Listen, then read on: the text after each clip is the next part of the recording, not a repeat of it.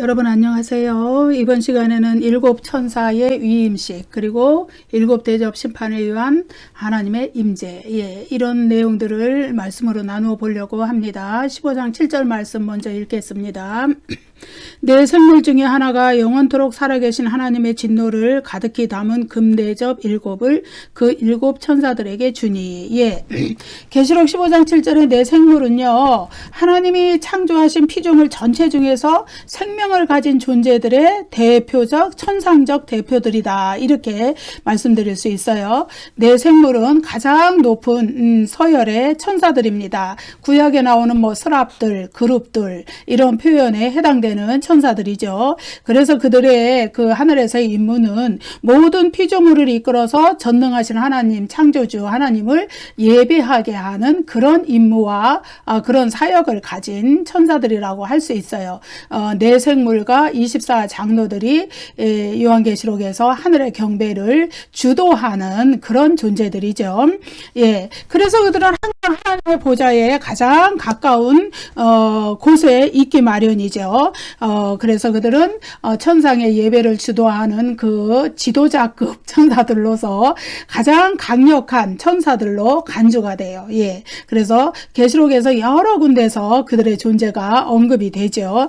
이러한 내 생물의 특성, 이런 것을 살펴볼 때에 왜 내 생물 중에 하나가 일곱 천사에게 일곱 대접을 주었는가, 그 이유를 우리가 알 수 있죠. 하나님과 가장 가까운 지근의 거리에서 하나님을 찬양하는, 그 하나님을 보좌하고 찬양하는 그 내 생물, 그들 중에 하나가 일곱 대접을 일곱 천사에게 수여한 것은 바로 그 일곱 대접 재앙, 일곱 대접 심판이 하나님의 직접적인 명령에 의한 것이라는 것을 보여주는 것이죠. 그리고 그 일곱 대접 심판이 일어나는, 발생하는 진원지가 하늘에 계신 하나님의 보좌라는 것을 우리가 알 수 있습니다.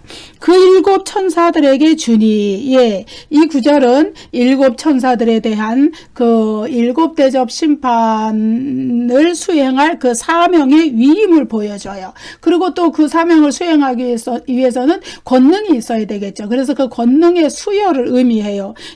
그런데 이것은, 이 구절은 계시록 15장 1절과 함께 생각을 해 보아야 돼요. 15장 1절에서 이미 일곱 천사들은 일곱 재앙을 가졌다, 이렇게 표현이 나오죠. 그런데 15장 7절에서 일곱 천사는 일곱 대접을 또다시 받습니다. 금대접 일곱을 받지요. 그래서 이것은 이제 15장 1절과 15장 7절은 시간적 순서에 따라서 진술한 것이 아니에요. 15장 1절에서는 일곱 천사가 일곱 대접 심판을 수행할 직무의 위임을 받은 것이고, 15장 7절에서는 그 직무의 수행을 하기 위한 일종의 도구를 부여받은 거예요. 전달받은 거예요. 하나님의 진노를 가득히 담은 금대접 일곱을 받았거든요. 그렇습니다. 그래서 15장 1절과 15장 7절은 시간적 순서에 따라서 먼저 이것을 하고 나중에 이것을 하고 이 얘기가 아니고, 15장 1절은 그 사명, 직무의 위임을 받은 것을 이야기해 주는 거고, 15장 7절은 그 사명의 수행을 위해서 필요한 도구, 그것을 전달받은 것이다. 우리가 이렇게 보면 됩니다. 내 생물 중에 하나가 일곱 천사들에게 준 것은요, 영원토록 살아계신 하나님의 진노를 가득히 담은 금대접 일곱이었어요.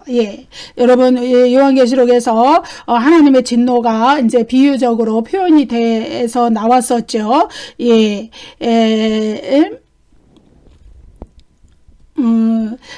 계시록 14장 10절에서는 하나님의 진노의 포도주 잔이다, 이렇게 표현이 됐었고, 계시록 14장 19절에서는 하나님의 진노의 큰 포도주 틀이다, 이렇게 묘사가 되었어요. 심판을 내리시는 하나님의 진노를 이렇게 묘사를 해 주셨던 것이죠. 근데 여기에서는 하나님의 진노를 무엇에 비유를 했냐? 금대접 7에 가득히 담은 하나님의 진노다. 예, 이렇게 표현을 했어요. 아무튼 이러한 표현들은 모두 예, 완전하고 충만해서 심판을 내릴 수밖에 없을 정도로 그들의 죄악에 가득 차 있다. 이런 의미를 가지고 있어요. 7이라는 숫자는 완전수예요. 그리고 충만함을 나타내는 수예요. 요한계시록에서. 예, 그래서 7개의 금대접이 담고 있는 하나님의 진노. 예, 그것이 얼마나 크고 아주 가득한 충만한 진노인지를 심판을 받고도 남을 존재들에게 심판을 내리시는 그 충만한 진노, 하나님의 진노가 얼마나 큰 것인가를 보여주는 것이 7대접이에요. 예, 하나님의 진노를 가득히 담은 금대접 7. 예, 이것이죠. 그런데 그것은 영원토록 살아계신 하나님의 진노이기에 예, 더욱더 두려운 것이죠. 여기에 영원토록 살아계신 하나님의 진노 이렇게 나오죠. 예, 두려운 것은 뭐냐 하면은 영원토록 살아계신 하나님의 영원성이죠. 그렇기 때문에 그 심판과 진노는 영원한 것이라는 거예요. 예, 잠시 잠깐 그 심판 하나님의 진노가 잠시 잠깐 있다가 없어지는 것이 아니고 하나님의 그 종말론적인 통치의 하나인 이 심판을 위한 진노, 이거는 아주 영원히 지속되는 것이라는 거예요. 예? 그래서 최후의 심판을 받고 불못에 떨어지는 자들은 그 안에서 다시는 그들의 상태가 변경됨이 없이 영원토록 세세토록 그 고난 속에서 살게 된다는 것이 우리가 계시록 14장에서도 배웠고 계시록 20장에 가서 또 나오죠. 그런 일이 발생을 하는 것입니다. 그래서 우리가 살아계신 하나님과 어린 양에게 찬송을 세토록 돌려드리는 것은 그 하나님과 어린 양이 영원토록 살아계시는 분이시기 때문에 그런 것입니다. 예. 그래서 하나님과 어린 양의 영원한 통치가 이루어지는 것이고, 하나님과 어린 양의 영원한 통치는 구원받은 자들에게는 예, 그 영원한 통치에 구원받은 자들을 참여시키는 것으로 나타납니다. 예를 들어서 계시록 22장 3절 5절에서 3절부터 5절까지 해서 이렇게 나오죠. 다시 저주가 없으며 하나님과 그 어린 양의 보좌가 그 가운데 있으리니 그의 종들이 그를 섬기며 그의 얼굴을 볼 터이요 그의 이름도 그들의 이마에 있으리라. 다시 밤이 없겠고 등불과 햇빛도 쓸데없으니 이는 주 하나님이 그들에게 빛이심이라. 그들이 세세토록 왕노릇하리로다. 여기서 세세토록도 영원성을 이야기하는 거예요. 예. 구원받은 하나님의 자녀들이, 구원받은 성도들이 새하늘과 새 땅에 들어가서 새 예루살렘 성에 거할 때 그곳에서 그들에게 하나님의 임재는 잠시 잠깐 있는 것이 아니라 영원히 지속되는 것이에요. 그리고 그 하나님과 어린 양의 영원한 임재 속에서 예, 이 구원받은 성도들도 그분의 하나님과 어린 양의 영원한 통치에 세세토록 왕노릇하는, 참여하는 그러한 복이 이제 부활 후에 예수님의 재림 때 전체 인류의 부활이 일어나고 최후의 심판을 거쳐서 악한 자들과 사탄의 세력이 다 불못으로 격리되고 새 예루살렘 성 밖에 격리되고 이제 새 예루살렘 성, 구별된 새 하늘과 새 땅에서 이제 영원토록 하나님과 함께 영원한 임재 가운데 살게 되는 그러한 그리고 그분의 영원한 통치에 우리를 참여시켜주는 그러한 복이, 이 영생 복락의 복이 임한다는 것을 이야기하고 있어요. 이러한 모든 것은 하나님의 영원성에 기초를 둔 거예요. 하나님이 영원하시기 때문에, 어린 양이 영원하시기 때문에 구원받은 성도들도 영원히 살 수 있는 것입니다. 예, 그렇기 때문에 성도들은 우리가 이 세상에서 사는 것은 한시적인 삶이라는 것을 늘 기억해야 합니다. 여러분, 이 세상에서 아무리 극한 고통을 받더라도, 아무리 극심한 박해와 환난을 받더라도 이 세상의 삶은 한시적이다. 예, 길어야 100년 안팎. 예, 혹은 또 그보다 훨씬 짧게 가는 사는 인생들도 많잖아요. 그러나 죽음 이후에 사후의 세계가 기다리고 있고, 지금 아직은 예수님의 재림이 이루어지지 않았기 때문에 죽은 영혼이 낙원, 천국과 음부, 지옥에 이렇게 들어가지만은, 그러나 이제 예수님의 재림 후에 인류 전체의 부활이 있고 그 천국과 음부에 있던 그 영혼과 부활한 몸이 결합한 상태로 최후의 심판을 거쳐서 생명책에 이름이 기록된 자들은 영원 복락에 새하늘과 새 땅으로 들어가는 것이고, 그렇지 못한 자들은 영원한 지옥, 영원히 꺼지지 않는 지옥. 복음서에선 지옥이라고 표현이 되어 있죠. 헬라어로 게헨나, 그리고 계시록에서는 불못으로 표현이 되어 있어요. 불과 유황못. 거기서 세세토록 살게 되는 거예요. 영원히 그 고난을 견디면서 살아야 되는, 부활한 몸을 가진 채로 그 극심한 고통을 다 느끼면서 살아야 되는 그 사후의 세계가 있기 때문에, 그거에 대한 확실한 그 믿음이 있고 확신이 있다면은 이 세상에서 어떤 박해와 고난을 당하더라도 그것을 인내로서 승리할 수 있다는 거예요. 끝까지 믿음을 가지고 갈 수가 있다는 거예요. 그래서 요한계시록에서 계속 성도들에게 강조하는 것은 인내하라, 믿음을 끝까지 지켜라, 끝까지 하나님 편에 충성하라, 이런 거잖아요. 요한계시록에서는 결코 성도들의 신앙이 순풍에 돛단 듯이 편안하게 이 세상에서 복을 받는 그런 신앙이라고 가르치지 않아요. 환난을 가르쳐요. 박해를 가르쳐요. 순교를 가르쳐요. 그 가운데서 이기는 자가 되라는 거예요. 승리하는 믿음을 가지라는 거예요. 인내하는 믿음으로 끝까지 승리하라는 거예요. 그래서 요한계시록에서 무엇을 가르치느냐? 영원한 세계를 볼 줄 아는 영적인 눈을 우리가 가져야 된다는 거예요. 그 영생의 삶을 생각한다면은 지금 이 세상에서 당하는 아무리 큰 적그리스도의 박해, 또 세상에서 당하는 환난, 또 세상에서 당하는 불이익, 이런 거 다 견뎌낼 수 있다. 여러분, 순교의 신앙을 가져야 되는 것이 요한계시록의 성도들이에요.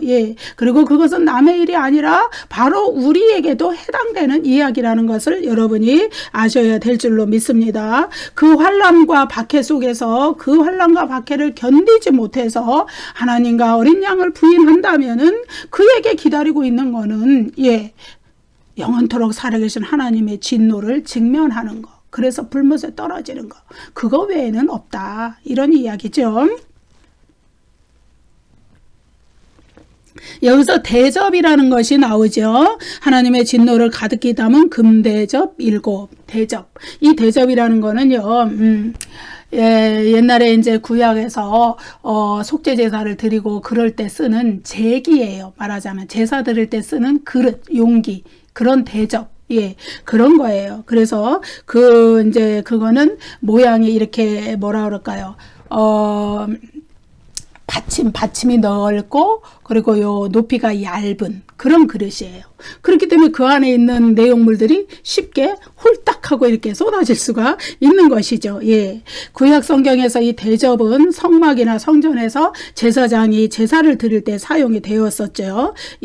그래서 이 성막이나 성전에서 제사를 드릴 때 제사장들이 쓰던 그 대접을 7 천사가 가지고 7 대접을 쏟아서 하나님의 심판의 명령을 수행한다는 것은 7 천사의 사명이 제사장의 사역을 수행하고 있는 제사장 사명이라는 것을 나타내 주는 것이에요. 그리고 이 요한계시록에서 금 대접은 성도들의 기도를 담는 그릇으로도 나오죠. 이거는 계시록 5장 8절, 6장 10절, 8장 또 3절 5절, 3절 4절 5절 요 부분에서 나오죠. 그 얘기는 뭐냐 하면은 하나님의 그 종말론적인 심판이 성도들의 기도와 연관이 되어 있다는 거예요. 성도들의 기도에 응답으로서 하나님의 심판이 악한 자들에게 부어진다는 이야기를 하고 있는 것이죠. 그래서 그 성도들을 박해한 악한 자들에 대해서 원수를 갚아달라고, 피를 갚아달라고 호소하는 성도들의 기도가 가득히 찰 때 그들을 박해한 자들을 심판하시려고 하는 하나님의 진노도 가득히 차요. 그래서 그 가득히 찬 그 진노의 7 대접이 쏟아지고, 그래서 하늘로부터 그 7 대접 심판이 땅에 쏟아진다, 이런 의미를 가지고 있는 것이죠. 15장 8절 읽겠습니다. 하나님의 영광과 능력으로 말미암아 성전의 연기가 가득 차매 일곱 천사의 일곱 재앙이 마치기까지는 성전에 능히 들어갈 자가 없더라. 예, 이제 일곱 천사들에게 일곱 대접 심판의 그 직무를 위임을 다 해줬고 사명이 주어졌고, 그리고 또 그 심판의 도구로서 일곱 금대접 일곱이 또 주어졌어요. 예, 그 주어지고 그런데 모든 준비가 완결이 됐다고 할 수 있죠. 그때에 이제 하늘 성전의 연기가 가득 차는 일이 발생을 했어요. 여기에서 하나님의 영광과 능력으로 말미암아 성전의 연기가 가득 차매, 이 구절은 이제 악한 자들에 대한 심판을 수행하기 위해서 하나님이 성전에 임재하신 하나님의 영광을 나타내는 표현이죠. 하나님의 현현을 나타내는 표현이죠. 성전의 연기가 가득 찬 것은 바로 하나님의 영광을 나타내는 거예요. 그리고 심판을 수행하시는 하나님의 능력, 권능을 나타내는 거예요. 하나님의 임재에 대한 이런 상징은 이제 일곱 대접 재앙이 내 생물이나 혹은 그 일곱 대접을 가진 일곱 천사로부터 비롯되는 것이 아니라, 그들로부터 나오는 것이 아니라 오직 하나님으로부터 나온다는 것을 하나님의 이런 임재가 강조해 주는 것이죠. 예, 하나님의 진노를 가득히 담은 일곱 대접 심판을 통해서 하나님의 영광과 권능은 그 정당함을 얻고 찬양을 받게 된다는 거예요. 악이 가득히 저질러졌는데도 그것을 심판하지 않는다면은 그건 공의의 하나님이 아니시죠. 그래서 공의의 하나님은 반드시 악을 심판하시고 징벌하시는 하나님이시기 때문에 행한 대로 갚으시고 또 심은 대로 거두게 하시는 하나님이시기 때문에, 그래서 하나님의 영광과 그 심판을 통해서 일곱 대접 심판을 통해서 하나님은 영광과 권능을 얻으신다. 그것이 바로 성전의 연기가 가득 찬 것이 나타내는 상징하는 의미가 되는 것이죠. 예, 그래서 우상들에게 경배하고 짐승의 표를 받고 또 하나님의 자녀들 구원받은 성도들을 박해하고 핍박하고 괴롭힌 자들은 이 하나님의 그들에게 하나님은 일곱 대접 심판을 통해서 하나님이 살아계시다는 것을 알게 하시고 그들에게 영광을 받으시는 것이죠. 예, 그래서 하나님의 공의는 반드시 죄를 심판하게 돼 있는 것, 악을 심판하고 징벌하게 돼 있는 것이 하나님의 공의예요. 여러분, 그래서 예수 그리스도의 십자가가 하나님의 사랑과 공의의 그 두 가지가 같이 나타났다 그랬죠. 하나님의 두 가지 속성이 같이 나타났다 그랬어요. 하나님은 인간을 사랑하셔서 구원하시고 싶지만은 인간이 가진 그 죄를, 누군가가 그 죄의 대가를 치르지 않고서는 인간을 그냥 무조건 구원하실 수는 없었어요. 그래서 그 죄의 대가를 예수 그리스도께서 십자가에서 치르게 하신 것이 하나님의 공의예요. 그리고 그렇게 하심으로써 자신의 아들을 희생하시면서까지 인간을 구원하신 것이 하나님의 사랑이에요. 그래서 우리가 기도할 때 흔히 값없이 은혜를 받고 값없이 구원을 받았습니다, 이렇게 고백하지만은, 그러나 그것은 절대로 값없이 받은 것이 아니에요. 무엇으로 받았느냐? 그리스도의 피값으로 엄청난 그 대가를 치르고 하나님의 공의를 만족시키신 그리스도의 피 때문에 우리가 구원을 받은 것이죠.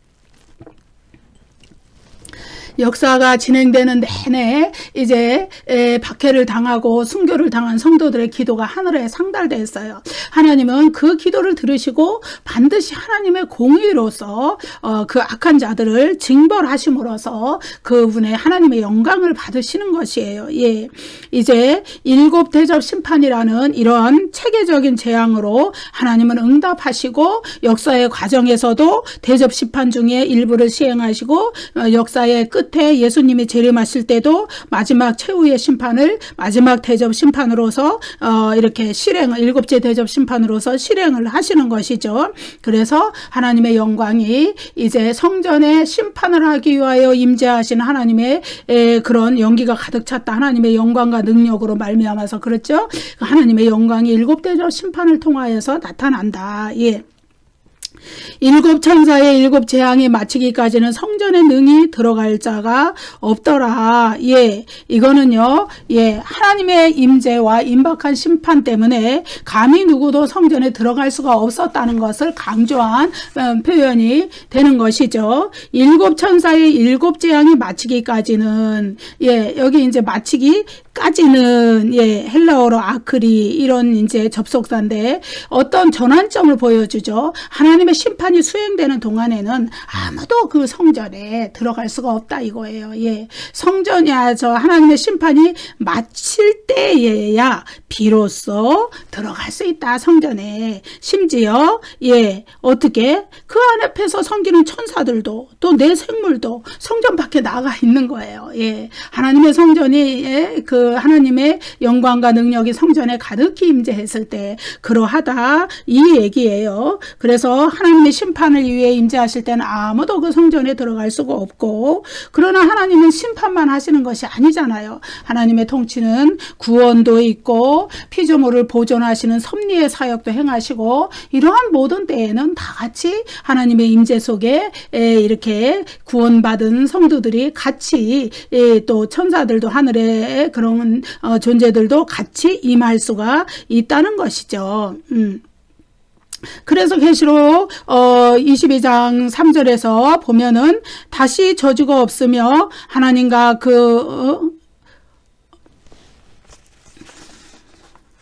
예, 다시 저주가 없으면 하나님과 그 어린 양의 보좌가 그 가운데 있으리니 그의 종들이 그를 섬기며 그의 얼굴을 볼 터이요 그의 이름도 그들의 이마에 있으리라. 예, 하나님의 얼굴을 직접 보면서 하나님을 섬기는 세상이 온다 이거예요. 새하늘과 새 땅에서 새하늘과 새 땅은요, 어떤 성전이라는 구별된 영역이 있지 않아요.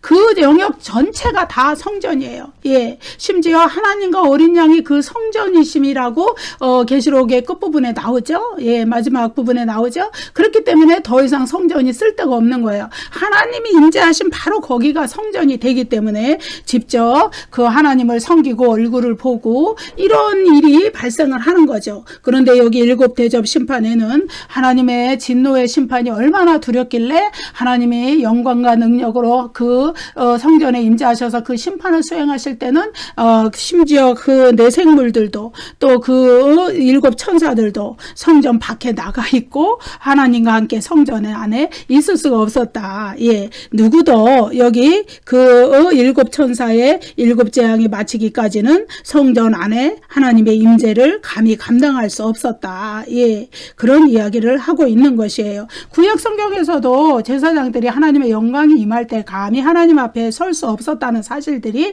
이야기가 돼 있죠. 마찬가지로 계시록 15장 8절에서 제사장의 성격과 기능을 가진 일곱 천사들이 비록 그들이 하나님의 사명을 수행하고 있지만은 그들조차도 하나님이 심판을 시행하시려고 결정하셨을 때 하나님의 임재 앞에 감히 설 수 없고 다만 하나님의 명령을 수행할 수 있을 뿐이다. 그 얘기예요. 하나님의 영광 앞에 설 수가 없다는 거예요. 하나님의 영광과 능력이 임한 성전에 감히 같이 있을 수가 없었다는 것이죠. 예, 그 일곱 천사들은 지금 하나님의 진노를 가득히 담은 금대접 일곱을 손에 들고 하나님의 명령을 수행하기 위해서 대기하고 있는 것이죠. 준비하고 있는 것이죠. 이제 16장에 들어가면 마침내 그 심판이 시작이 되는 것이죠. 예, 그래서 여기에서 이제 일곱인, 일곱 나팔, 일곱 대접 심판, 이 모든 것은요, 계시록 4장에 있는 하늘의 성전, 하나님의 보좌, 이것과 연결이 됩니다. 예, 일곱인 심판에서 말을 탄 자들이 처음 4개의 인을 뗄 때에 그들을 불러낸 자들은 누구냐? 하나님의 보좌 앞에 있었던 네 생물들이죠. 예, 첫째 생물이 오라 하고 부르니 말 한 마리가 말과 그탄 자가 또 나타나고, 둘째 생물이 또 오라 하니 또 나타나고 그랬죠. 또 일곱 나팔 심판에서 일곱 나팔들을 부는 것은 하늘 성전에서 하나님 앞에 서 있는 일곱 천사들이죠. 하나님 보좌 앞에, 하늘 보좌에서 하나님 앞에 서 있는 일곱 천사들이 나팔을 하나하나 불 때마다 일곱 나팔 심판이 임했다는 것이죠. 마지막 일곱 대접 재앙들, 이것도 하나님의 보좌로부터 발생을 했고 하나님의 성전으로부터 발생을 한 거예요. 하나님의 성전은 심판의 진원지가 되는 것이죠. 그곳으로부터 오늘로부터 일곱 심판 시리즈가 진행이 되는 것이에요.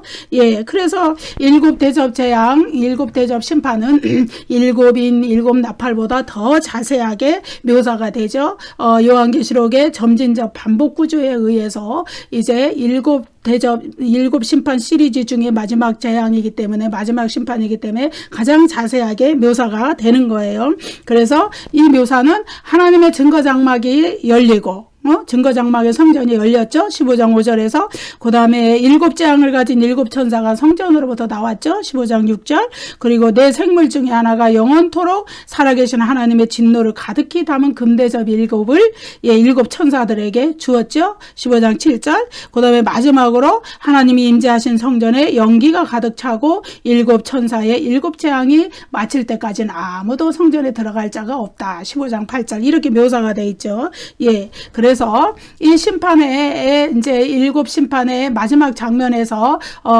강조되는 것은 그 심판을 내리기로 결정하시고 수행하시는 하나님의 영광과 권능, 하나님의 어미하심, 하나님의 공의, 이런 것이에요.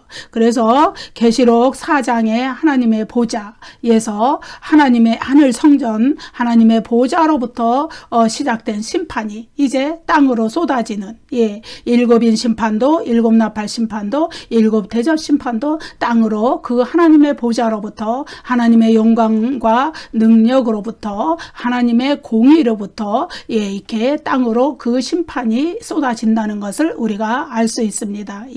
다음 시간부터는 첫째 대접 심판, 둘째 대접 심판, 이런 식으로 다시 말씀을 나누어 가도록 하겠습니다. 감사합니다, 여러분. 구독과 좋아요를 많이 눌러주세요.